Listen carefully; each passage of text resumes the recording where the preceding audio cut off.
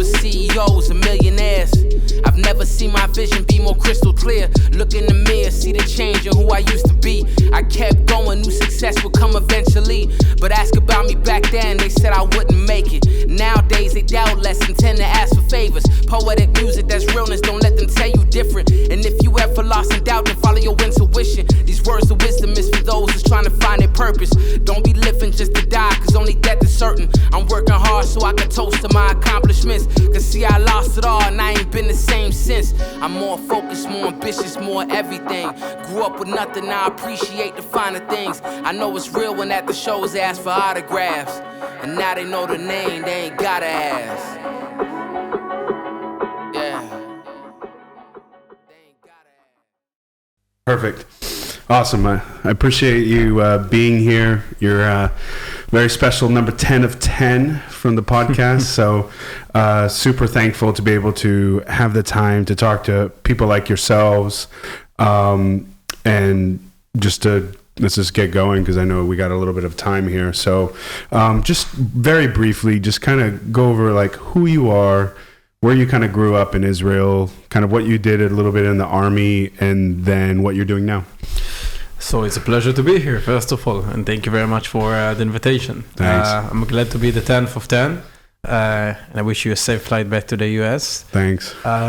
So my name is Eyal Biram. I'm 30 years old today. Just got engaged a couple of weeks ago. Mazal tov. To Shachar. I live today in Tel Aviv, originally from a village not far from Kfar Saba, in the center of Israel.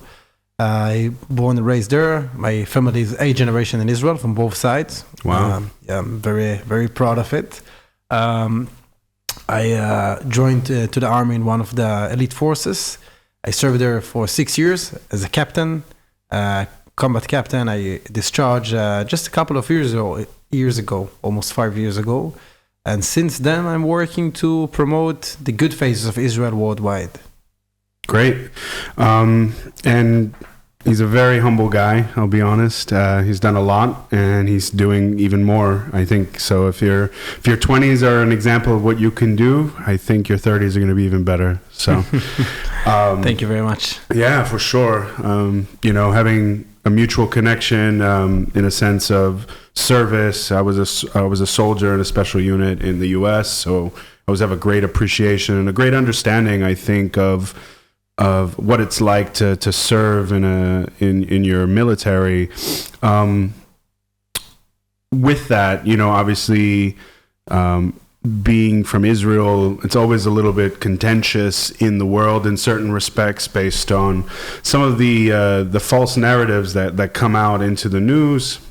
Sometimes things are critical, and I think it's okay to be critical of Israel and the policies that they have.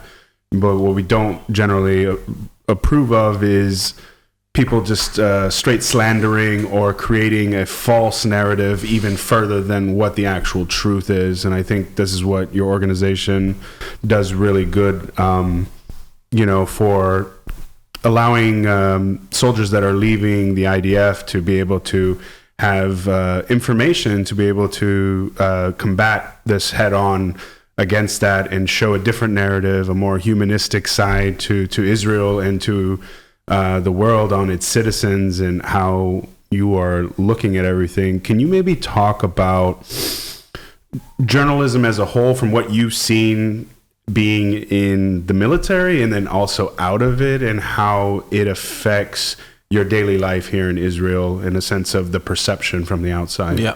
So even let me start from the beginning. What made it to be in this issue? So as an Israeli that born and raised here, as I mentioned, an 8th generation in Israel, I haven't had a real time abroad as a person. I'm an Israeli. I enjoyed most of my years staying here in Israel. And as part of it, I have to say that the first interaction that I had as a young person traveling around the world, that was part of the big trip, we call it, the phenomenon of young people traveling after the army, doing backpacking trip in South America, East Asia. Of course, right now during the COVID, we see it less, but there is still people traveling. But this is part of the culture of Israel. You serve in the country for 2 years, based if you are a boy or a man or a woman. Then you discharge. You are raising some money by doing some work, restaurants, or as a waiter, and then you're traveling abroad for about 6 months. I did these experiences. And when I did it, I remember the first time when I landed in the Philippines, an incredible place, just a few hours from Manila, the center of the Philippines. I arrived to Banawi. Banawi is mountains of rice, an incredible place full of backpackers. And when I dropped my backpack and I entered the first hostel, I remember a group of people sitting next to me. I saw that they're, of course, non-Israelis. And when I invited them to join for the table, a few minutes after, they just asked a very regular question, "Where are you from?" This young man sitting in front of us. And I said with a smile of my face, I said, I'm from Israel. Very proud. And I saw that their faces being changed. And I understand that these two guys were from France based on their accent. And they left the table with very angry faces. And I just thought to myself, it's nice to be a backpacker. You just want to have an individual relation and to meet more people and to have social connection with people around the world. But on the other hand, having these experiences, you are open-minded to hear. When you see people that are not open-minded, that they're ignoring the reason just because the country you came from, especially as a young person that just want to have a positive relation with other people, I was just feeling that this ignorance is a problem. And when I kept having these experiences, traveling around the world, seeing more of my friends, I understood that this is a phenomenon that from the one hand happening, but nobody trained and educated more young Israelis, and especially I'm sure that's also happening around the world, especially in the United States. For sure. To be able to tell the story. Because in the end of the day, I don't want to sell a country. I want to sell the people. I believe that the miracle of Israel is the people of Israel. This is the reason for the high-tech success. This is the reason for the culture, for the prizes around the world, for the Nobel Prizes, for the people of Israel, for the Jewish people is the secret sauce that made it to be Israel. Mm-hmm. And I understood that the authentic relation that can be happening is the most important thing that we can do, first of all, as a country, but second of all, to be able to really educate what is Israel and who are the Israelis who live here. A community that builds from different societies that have different minorities. They have Arabs, they have Christians, they have Druze, they have Jews, they have Bedouins. Each one of them lives in the same country and share different story. And the idea is to be able to enable more young people to share this story with better skills, mindset, and also platforms. And this is how that it started. And I'm very proud to say that from my experiences in 2016 till today, beginning of 2022, we had more than 65,000 young Israelis who've been able to be educated as part of a mandatory sessions, both in the army, in the civic society service, and more. And we are just expanding it because we understand that the understanding that needs to be brought for more young people is a phenomenon and also a basic tool for each one of them to be successful in his personal interaction, but also as a way to be a goodwill ambassador. And doing it just exposes us for the understanding that doing and connecting young people is not just by having people-to-people relation, not just by educating them, is by also creating a platform to be communicate, to have a better communication. And through then, we started to have a social media platform that just focusing on building young people who are focusing on social media, a social media academy that takes more people to be able to share their story.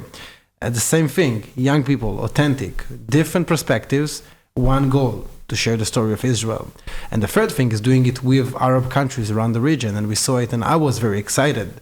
Unfortunately, my family had, and when my grandfather was killed in a terror attack, we all know it in Israel that the complexity of living in Israel is from the one hand, from the other hand, we all wish to have a peace with our neighbors. Mm-hmm. And a year and a half ago, we waked up in the morning and we saw that there is an announcement for a peace between Israel and the UAE, and right after with Bahrain, and right after a normalization with the long-term relation between Israel and Morocco. Yeah. We just understood that doing so is an important mission to have also a good future for this country.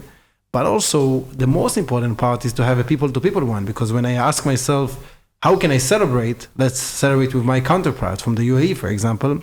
I didn't have even one name of a friend from that country. And the problem that if we would like that this peace will be successful, we have to make sure that more people like Eyal, AQ, like more young people, when you go around the street here in Tel Aviv, in Jerusalem, in Haifa, in Beersheba, will have friends from the other side. This is a warm peace. Yeah. This is a peace that's going to be connected for years, and this is a strong foundation. So by doing people to people, we started to do different stuff, but the understanding is that if we will do so, the country and also the world going to be a safe place with more knowledge and less false narratives, as you mentioned. Right. And then one quick question. What's been the feedback from the soldiers that left about the training that they received? And also, has there been feedback from people that engaged with those soldiers and mentioned, wow, I didn't understand it as much, but knowing you, it makes it easier, and I have a little bit of sympathy for Israel as a country being complex the way it is? Yeah, I think that the problem that we have is that the world, and you spoke about journalism, when you're a journalist, you have a limited time, if it's on TV or even an article, to convey a message. And of course, you do it in the easiest way by sending simple messages. Doing so, making Israel to be a black and white country. You hate it or you love it. Mm-hmm. This is a complex or this is a successful one. Of course, Israel is like each one of the countries. It has its own problem. It has challenges, but on the other hand, it's a normal country. And what we understood that the most important part is to bring the normality of Israel by its people, meaning taking the soldiers and the young Israelis who are going after the army and backpacking or joining into social media platforms or even connecting with young people from the Arab countries from this area. Doing all of it is connected first of all for the foundation of an understanding. Why does it important? It's important because as a young person who born and raised in the diaspora and come here occasionally and is very connected to Israel, you understand that there is a problem when you are speaking about Israel worldwide. There is kind of a different perspective and brings with questions, but not each one of the Israelis understand that this is a strategic mission for our country. Why it's a strategic mission? Because if we would not do so, there will be more and more young people who are going to be educated by less real interaction and more learning through social media. And social media, again, don't have the full perspective and share a black and white country and a black and white situation. And what we are trying to do and the feedback that we are receiving is a way that more participants have been able to do it. First of all, having a different way of personal relation with people around the world. But second, they are understanding that each one of the connection that they are having is an important and essential for the long term for themselves and for the country. And doing it is important to, first of all, to be a goodwill ambassador. Means how do you behave? Second of all, how do you connect and what's the story that you would like to tell and who are the people that you are telling it? And for the third thing is how can you connect in for the long term? And here we have social media, such an easiest way to have a long-term relation with people around the world. And the general idea is to make sure that each one of the interaction, rather if it's happening on social media, on a physical way, or as part of a delegations around this region, it will be done by a successful way of understanding that this is a crucial part for the future of Israel. Yeah. What's been the most challenging for your organization so far in developing the programming, getting it in front of the right people, the buy-in from the soldiers? You know, there's so, like, for those that don't know, there's so much in every army, like when you're leaving, that there's a lot of mandatory sessions of training and lectures and this and that, and this would seem like just an added thing on top of everything else that you have to do. Was there some challenges in getting the IDF to actually implement this in this way? And then what did they think after when they started to see results in that way, like maybe a year or two down the line? Yeah. So everything started when I was still in my service, and I've been able to approach one of the commanders of the army that today is the Deputy Chief of Staff. His name is General Herzi Halevi. I approached him on a delegation to Entebbe, Uganda, to visit. It was part of the 40 years anniversary for Entebbe operation. Mm-hmm. I was sent there as a soldier, as an officer. It was a kind of a gift, a more educational trip for me, together with the Prime Minister of Israel, with the commander of the IDF. Mm-hmm. And the most important lesson that I learned from the army is if you have the right idea and you think that someone should implement it, so go and share it with the people around you, rather if they're on your rank, lower, or even higher. Mm-hmm. And when I was on this delegation, I decided with one of my friends from my team to create some presentation. We call it From Soldiers to Ambassadors. We approach each one of the commanders of the airplane that travel to Entebbe, Uganda. And during this 4.5 flights, almost, we've been able to speak with each one of them. And when we landed in Entebbe, Uganda, very similarly, we had an opportunity and approval to start a pilot that was, first of all, was supposed to be a short part of the service and just a short lecture. But about 2 years after the former Deputy Chief of Staff of the Army, General Eyal Biram, saw and learned more about it, he understood, together with his team and his soldiers, that this is an important part, not just for Israel, but also for the educational part of the soldiers. They need to observe in a better way what is the country that they're living here, what is their story. But we all know the word storytelling that's been used in business, in life, in a social level.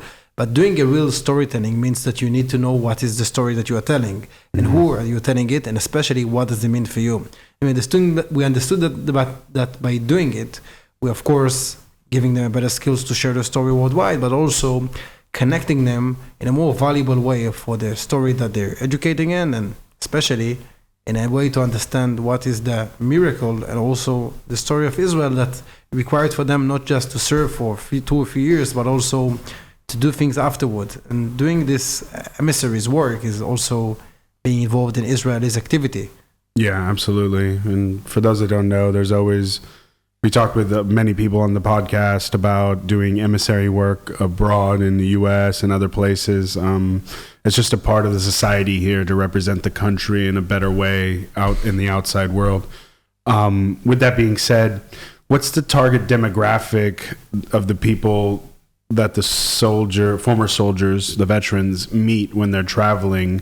Because you're just like you had the incident in Manila or outside of Manila there. People are just going to be turned off as soon as you say that, right? So I don't know if you can win those people over in that sense, but what's the sweet spot with the people that you're trying to talk to at least have a conversation? It's not even about like winning them over, but just, hey, that person, like, despite their country and like some of the policies they have, that person was actually a nice person overall. Like, who's the sweet spot when your people are out there into the world doing their thing, but then coming across those kind of individuals that might have a negative outlook on Israel, but maybe you can at least have a beer with and talk with them about some of the things that are happening here? So first of all, you ask about who are the audiences. We have today, based on the numbers that were just published, 225 million young people, millennials, who live in the US and in Europe. Okay. These young people is exposed to anti-Israel campaign. They learned a lot about Israel through their academy while studying in university. But from the other hand, they were exposed less for real authentic people, as I mentioned in the beginning. And the idea is to expose these 225 million in a different ways, on a way that they will learn by themselves, but just by having a better way to have an education. And when we are focusing and trying to adjust our strategy to it, we understand that part of them are going to be exposed by physical relation. That's going to be happening in, for example, in Manila, as I had, or in South America, in Bariloche, in Argentina, in Peru, in Mexico, in a different way of the spots that usually young Israelis go after they finish the army, and young Europeans and Americans go after they finish their bachelor degree. So they're going to meet in the same places, mostly in the same ages, looking for same experiences to explore the world, and maybe going to have good interaction that can change minds. And when we made a very interesting research, we asked a few years ago, who are the people who've been traveling? Like, maybe we can look to the past. And when we find out that Barack Obama and Prince Harry and Prince William and more people that get to be an influential people in the world also travel during their time. Part of them in India, part of them in Africa, and part of them in South America. Right. So we understand that you can never know where the person that you're meeting will reach and what's going to be his final position. But we know that in our international and in the global world that we live today, people travel and go here and there, and they can change location in a minute. But from the other hand, they have a different way of opportunities to meet with people. And this is, in the end of the day, the experiences that we are aiming to have when we are exploring and traveling. So this is on one hand on the physical level, but on the social media one, we understand that we have wonderful platforms that today based on an authentic and a fast content. For example, TikTok. TikTok is one of the platforms that supports people to grow fastly without having an audience as before. And then in 6 months, you can reach 1 million people or more. We are doing the combination of trying to relate to as much as we can through the travelers, part of them through the social media influencers. And we have more plans in the future to do it. We are now working on a campaign based on the documentaries that going to share a more authentic level, but also that's also sharing one of the interesting topics, the Abraham Accords. Abraham Accords was considered to be a political agreement between the administration of Trump, together with Benjamin Netanyahu, the former prime minister in Israel, and the crown prince of the UAE. All of them, of course, they've been the one who created it, but the Abraham Accords is much more than just a politician agreement. This is an agreement between people. This is the one of the components that we are sharing. So we are now working on a documentary that connects a group of young Emiratis who visited Israel together with members from Bahrain and from Morocco, and an authentic way to understand what is the Abraham Accords. People to people, the young people, what is the interest, what do they do, and how they are eager to be the leaders of this region in the future. So in a different way and perspective, we are trying to relate for these 225 million young people that, of course, it's very challenging. And the one important lesson that we have is not to share a kind of a short messages that usually politicians say on the UN General Assembly. We would like them to use their brain, and they should think by themselves, and we just want to give them a different way to learn who are the people. We are not trying to avoid that Israel is much more than one person. There are different topics and characters in this country, but maybe this is one of the important things, because when people sit abroad in the campus, at their home, and they are just viewing some content, they never understand the diverse society that there is here in Israel. And I'm sure you know it well from your trip, from your experiences here around the country. Absolutely. Even from the last over 9 interviews that you had on the podcast. So different and so just amazing stories and amazing backgrounds. But I think this is why I love podcasting in longer form, because they can't take what you're talking about out of context, right? They can't just put it in a small clip and then say like, oh, you said this in 2 sentences, explain yourself, this and that. So, but with that being said, do you feel the Israeli government and the people that you're working with are doing enough to be supportive of this, to push this even more out into the world after the Abraham Accords? Or was it more along the lines of like just a continual growing process and just getting to the next level, getting a better team, getting more social media? As an organization? Yeah. We're dreaming big.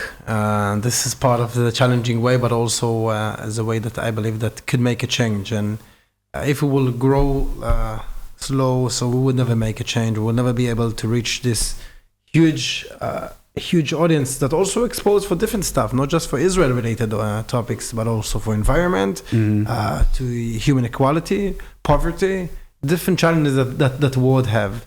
And what we are trying to do is to build a model of a startups. Of course, it's a non-for-profit that works to build and to promote the values that we've been speaking on. But from the other hand, the idea is to build a diverse, a dynamic, fast, and a relevant team that know to adjust for different topics and issues that coming up, and mostly to understand that flexibility is important for us as an organization that want to share a story of a different people, and also of a situation that usually growing. And on the one hand, we can see successful events like the Eurovision that been here just a few years ago, that brought a lot of press to Israel, or the Giro d'Italia, one of the competition that brought a bicycle competition from Europe, one of the most known around the world, to Israel. But also there is a more complex situation like the last operation in Gaza, the Guardian of the Walls, that we find it to be important. And we saw that from the one hand, we as an Israelis felt so uncomfortable that we see our country being shared around the world. We saw different kind of stories, but mostly we saw different situation of false information.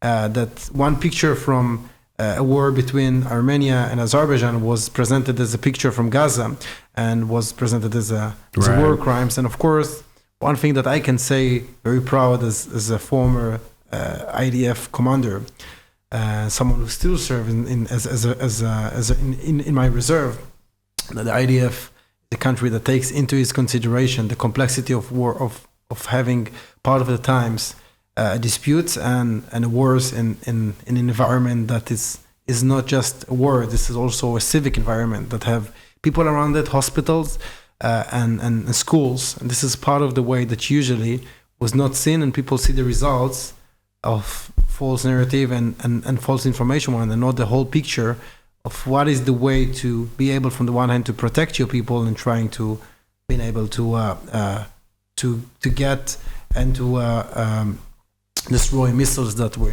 pointing into Tel Aviv, Jerusalem, Haifa. From the other hand, that these missiles been located next to a school or hospital. Yeah. So of course, it's much harder to explain it, because it requires you a longer conversation than just a short post, quick video and one picture. Yeah, for sure. And then during that time in May, you obviously made friends with people from the UAE, Bahrain, and those places after the Abraham Accords were announced.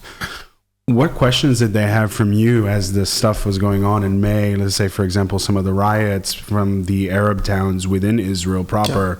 Yeah. Did they come to you for answers? Did they try to get in touch with other Arabs that they might have met while they were here visiting? Like, what was that like to have to explain that to them and say that don't get me wrong, things are happening here and that is correct, but it might not be exactly how you're seeing it on the news. What was that like for you to be a representative in that way and kind of being PR for the country, but like not on a TV station kind of level, but just like on a one-on-one kind of thing?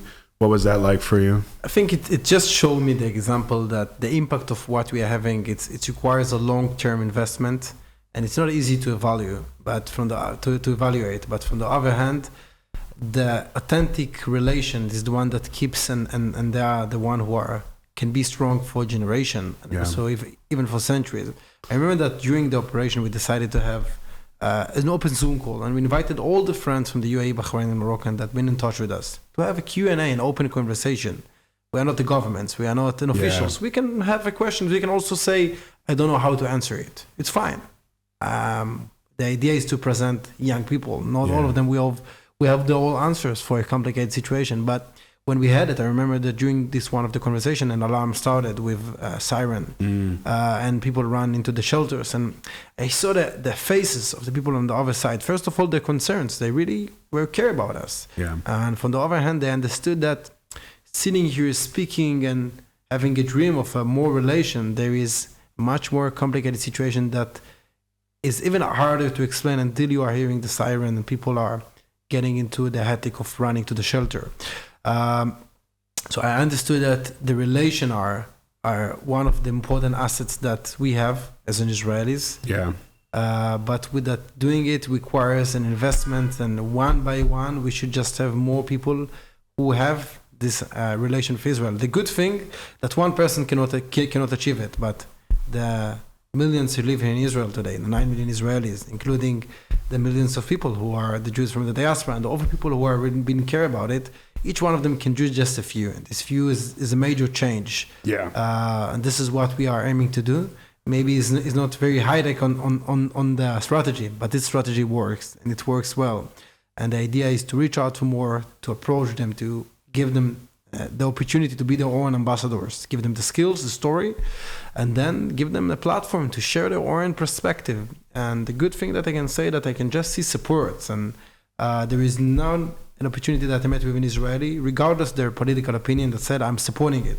I want to volunteer, I want to donate, I want to do something that I can to support this endeavor and this venture. So just from this perspective, I can say that I'm very proud to say that this is a non-political idea to support it and doing it, because there is not just one solution for, there is no one story for this country. And I really believe that by sharing different stories of people who love this country and sharing what is their perspective about it, just making it to be more credible and give it the diversity that we have here. And just by walking here in the street, you can hear English, French, Hebrew, Arabic, Chinese even, Spanish, and all of it in one street, in one corner of Tel Aviv. You will go for a different corner, you will hear different languages. Part of them are tourists, part of them are Olim, people who made the way to Israel, part of them are Israelis, part of them are people who are Arabs who live in Israel, Muslim Arabs, and all of them live in the same country, and they are safe. Of course, there is story about that been said, but a good thing that we can say about the Middle East, and a very dynamic situation, that every day there is different war, different Arab Spring or riots that happening in Syria, in Lebanon, in Yemen, that Israel is in a safe place, a dynamic one that cares about its people, regardless what's their affiliation. If they're praying in the mosque or in the synagogue or in the church, they will be safe. And also in the COVID time, nobody understands, and the COVID does not recognize if you are Christians, if you are Muslim, if you are Jew. And this country observing and doing what the best that it can to protect its own people. And also during the last operation in Gaza, the missile didn't recognize if they fell in a Muslim village, in a Jewish one, or in a Christian one. And we saw also a situation that there were, unfortunately, over minorities that have been killed during this operation. And the idea is to protect the country, including its diverse citizens. Yeah, absolutely.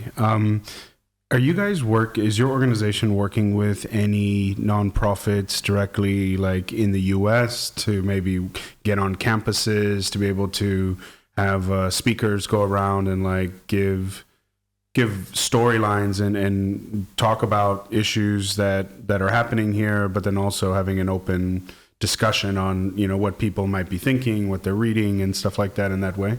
Yeah, we're doing it with a few organizations. Actually, we're planning to be in a month, hopefully, with the COVID. Let's say that it will take place, and a few delegations. We are right now educating and connecting more speakers who are young, diverse, as I mentioned, to trips to the United States, both to Jewish communities, to non-Jewish communities, to schools, to universities. Right. We had a really good relation with a few of them. We are starting from the East Coast and going to go west soon. So Colorado is also on our plans. Yeah, absolutely. If you're there, let me know, and I'll definitely connect you with the right people. The idea is to do part of it as a delegation plan and part of it as an authentic way. We're now working in a campaign with one of the airline companies here to have a streaming online content of how to be an ambassador. So if someone understands it when he's abroad, if it's not just the young person that discharging from the army or from the civic service, if they are older, but they still have this interaction. If they are businessmen, they have the same. The idea is to enable the skills that we created to different societies and different people, because the idea that more people want to be involved in, and unfortunately, after the operation that we spoke about, people understand that this is important and that's essential. And each one of the conversations that we'll have will create a change. For sure. And then tell me a little bit about, maybe if you can, about the documentary that you guys are going to eventually put out. What was it like to host people from those Abraham Accord countries within Israel, and how that brought you together, like, closer? So the documentary called Finding Abraham, it's an incredible documentary running that was created by the English director Malcolm Green, a very known movie creator. That is focusing on giving the opportunity to learn from the trip that we arranged to Israel, by a group of young activists, both from the UAE, Bahrain, and Morocco, including Israelis, to learn from their experiences what does it mean people-to-people relation. I remember the first day that they landed here. It was early on Sunday morning, about 3 a.m. in the morning, and we picked them up from the airport, took them to one of the hotels here in Tel Aviv, on the beach of Tel Aviv, in a beautiful place. And they were afraid. They didn't know what to do. They should have bodyguards. They should go alone. Are they able to go out from the hotel? And you can see that the journey that they had from Sunday to Friday evening, when we finished eating Shabbat dinner after visiting the holy church and the holy mosque in Jerusalem, that they finished in a Shabbat dinner in Jerusalem, having an opportunity to transform their perspective about the country. I remember that one of the important and meaningful experiences that they had, that we traveled to Yerucham to cook some lunch with a group of young women, women who came originally from Arab countries. They speak the same language, they cook the same food with the same kind of ingredients, but they live in a different country, and they're also Israelis that originally Jews, but they speak Arabic. They know the culture better than them, even part of it. Yeah. And part of the complex society that we understood as a key factor for them to understand it. And also the Jewish heritage and the Jewish history in Israel was very important for them. I remember that they even went into a synagogue to see a Shabbat prayer, and their excitement of seeing it, and also the excitement of the people around it. They were visioning a real peace happen on the ground. Young person from the UAE or Bahrain or Morocco traveling and sitting next to them in a synagogue and just want to explore and learn, and are very open-minded. And I think this situation gave people, and hopefully that this documentary gonna achieve it, because it already won a few prizes, including the Cannes and the Tokyo Festival, will be able to achieve the goal of giving people an opportunity to touch and to feel, without being here, what does it mean, the Abraham Accords, what does it mean Israel, what does it mean UAE, Bahrain, and Morocco, because each one of these countries also have an incredible and a fascinating story. Yeah, do you think it's a sneak peek on what the future could be? Like people coming here, and then Israelis are already going in those places as well. So do you think that that's a sneak peek on what the future can hold here for both countries or any of the neighboring countries here?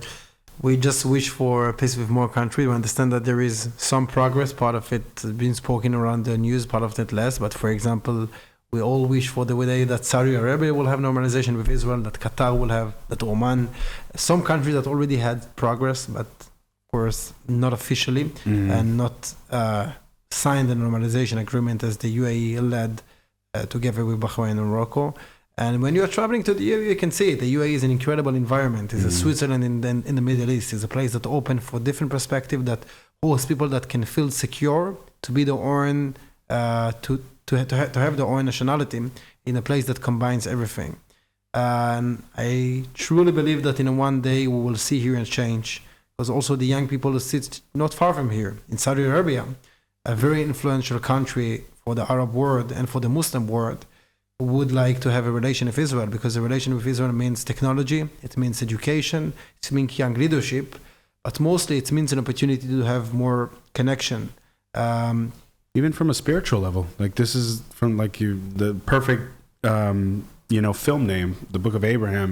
Obviously, three monolithic religions all have some kind of appreciation in some way, in a spiritual sense, for this land, right? And so to be able to share that with them, to show them the different sites, to be able to see and touch and feel these heritage sites for them as well, I think is very impactful. What was the most impactful moment for you as a person hosting these people while they were here? It's funny, but the most important part for me was introducing them to my family. I was speaking about it for a long time. I have friends from the UAE, I have friends from Morocco, from Bahrain. But introducing them for the first time, see my family, see them, and understand that the piece is also connecting to my brothers, my sister, my parents, my grandmother, was a symbolic way of introducing a new friends. And this is the goal, to create friends. These friendships will endure for a generation. They will be able to be a foundation for more relation that can grow, because from the friendship one, a business can grow, an educational process can start, a shared environmental mission to support the region, or to share some knowledge about water, about technology in this region, energy, and more way to connect. And this is, I think, also an understanding in the other side, that the friendship level, this foundation is what's also the Crown Prince and the businessmen in the UAE that visited here mentioned. They don't want to do business. They would like to sign some kind of business and agreements, but before that, they would like to meet the people. And this culture aspect is very important.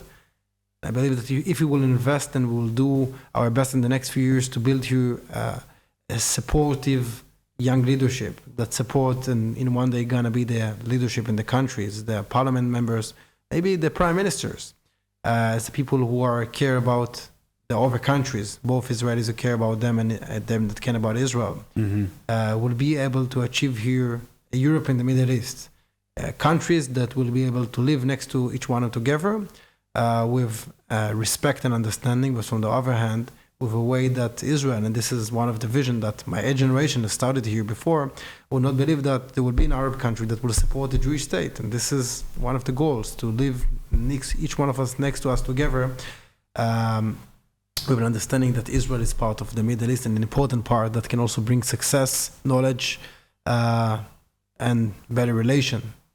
Not only that, but like when you look at history, right? Like once borders are defined, once fighting stops, economic progress is like a domino, right? Like all the countries and eventually work together, and kind of all boats rise in a scenario like that. And you know, I was just thinking as you were talking, can you imagine people from Dubai, Abu Dhabi coming to go to school at Technion the same way they do at Harvard or someplace else? In Oxford and more, yeah. Yeah, I mean, it could be a reality here in a decade, 20 years, you know? So I really applaud what you're doing, and I think it's great forward thinking in a sense of eventually these wars hopefully will just stop at some point, right? We'll have defined areas where there's mutually exclusive autonomy in some way of self-governing and everything else, and people can finally breathe a little bit and decide where they want to live and what they want to do in that sense. With that being said, like, you're obviously a very optimistic person, and that's amazing, you know, and let's just say like in the next 10 years, I mean, we can't have a timetable or a schedule on like exactly how things go, but from the direction that you're already seeing and how fast your organization has moved, what do you think is in the future here in the next, 10 years or so? I hope to be able to share my passport in a few years and to show different kind of countries from the Arab area that we've been connected to, to share that there is a real work on the ground between young people to young people that will be able to adapt and to connect. And my vision is to have in the next 10 years 1,000 people in this network, in this region, together with 10 million ambassadors that have been able to connect and to share the Israeli story, both Israelis and Jews around the world that have an experiences here. We are working of it, we are visioning it, but also trying to start to implement it. It's challenging. It will have a lot of difficulties, but the vision is to create a change from this people-to-people initiatives and movement. And I'm whole dedicated. There is a wonderful team that doing and involved in it, and everything we've been discussed would not be able to happen without this team that is dedicated, working day to night and night to day to make sure that this is happening. And I'm glad to lead the Israeli team to do it. But there is a group of young professional men and women that dedicated for this issue together with me and together with a board of directors and hopefully more. I just met with the president of Israel a couple of weeks ago that was so supportive that I even felt that I'm meeting a friend. Yeah.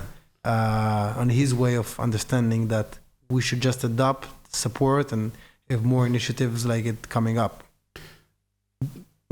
It's a good thing you bring that up. Do you feel like a lot of nonprofits here end up trying to become national movements of some kind, where eventually they say, like, for example, with Krembo Wings, they wanted to have like 100 different sites, so it becomes a national initiative, right?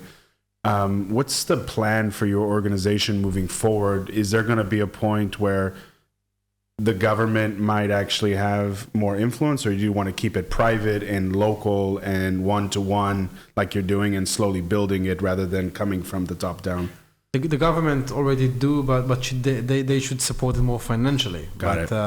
As when we are compared to a business company, it should be less than 51% because the majority should be the people. Got it. Of course, government is important and they are truly doing it. But this is a civic society program that don't want to be the government's speaker, right, to be the people's speaker. So doing it is very important for us, and we are working very hard to keep it supported by the government and having the governmental endorsement. But on the other hand, sharing the people ideas, perspectives, and having the credibility to be a non-governmental organization. Yeah. So that's working hard. Of course, it's challenging, but As I mentioned, there is a group of great young and women that dedicated to it, together with me, that traveling day to day, that educating about 250 people every day, more than 1,000 in a week and more. And you can calculate by yourself the number of people who've just been educated every week and every time that we have been working. And I hope that next time we'll sit here on your next visit and we'll hear more. Yeah, for sure. Lastly, if you have a message out to the neighboring countries around Israel, to Europe, to other places that you haven't reached yet, what would be the overlining message that you want to say to somebody, to say about Israel, about yourself, about anything that you want to talk about? I think the most important part that people should understand that Israel is a place that would like to meet them. There is an Israeli that eager to be connected to them. That Israel is a wonderful place that would be able to adopt and support their communities in technology and education and each one of the knowledge that we have here. And that in the end of the day, the Israelis are an incredible people that would like to mostly to help them in any way that they can.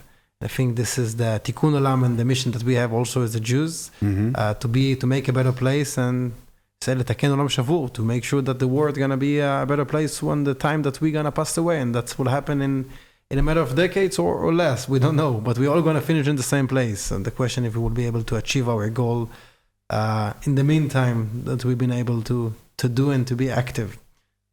Yeah, so I mean, the best thing to do for anybody is to, obviously, when COVID kind of goes away, definitely come here, like learn about it.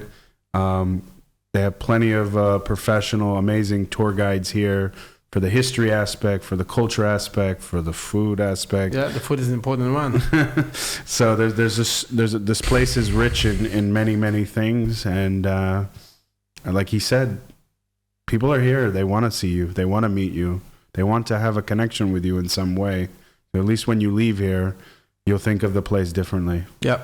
Thank you very much for the opportunity. Yeah, no, and have a safe trip. And then when is the documentary going to be out? It's going to be out in a month and a half. So okay. Be ready, Finding Eyal Biram, in a month and a half. So I'll be sure to help promote it, and once we get this out, then we'll get the podcast out around there as well. Thank you very much. Awesome. Thanks, man.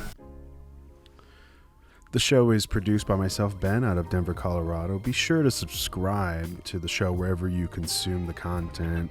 Audio versions are available on Apple Podcasts, Spotify, Google, Amazon, and a ton of others. As far as the full shows go and clips of the show, YouTube is the best place to view it. Instagram would be another one to see the clips. Big shout out to Mike Xavier, a hip-hop artist based out of Vegas and LA, who allow us to use his music for the show. He also produces a show called Hip Hop and Poetry, owns Renowned Photos, and check his music out and anything else that he's got going on in Vegas or online and social media as well. One last thing, if you know someone interesting that you think would bring value to the audience in some way, by all means, email me or get in touch via social media, and I'd love to hear your thoughts on like who would be one of those type of people. Thanks so much, and look forward to continuing to produce for you guys.